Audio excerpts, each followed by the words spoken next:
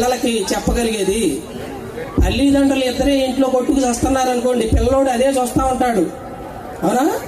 పిల్లోళ్ళు ఏం చేస్తుంటారు, తల్లిదండ్రులు ఎలా ఉన్నారా ఏంటి అని బాగా గమనిస్తారు. బాగా గమనించేది పిల్లలే ఫస్ట్. వాళ్ళు గమనించడం వల్ల ఏం జరిగింది, వీళ్ళు కూడా అదే తప్పు చేస్తూ ఉంటారు. కాబట్టి ఒక్కసారి మన పరిశుద్ధ గ్రంథంలో నుంచి చాలా విలువైనటువంటి మాటని దేవుడు ప్రపంచంలో ఉన్న ప్రతి మనిషికి రాయించాడు. ఇది ఓన్లీ క్రైస్తవులకే సంబంధించింది కాదు. అర్థమైందా? మతాన్ని కొద్దిసేపు పక్కన పెట్టేద్దాం, క్రైస్తవ్యాన్ని అదేవిధంగా హిందూ మతాలను పక్కన పెట్టండి. ఒక్కసారి మీరు పరిశుద్ధ గ్రంథంలో ఒక మనిషిగా ఆలోచిద్దాం.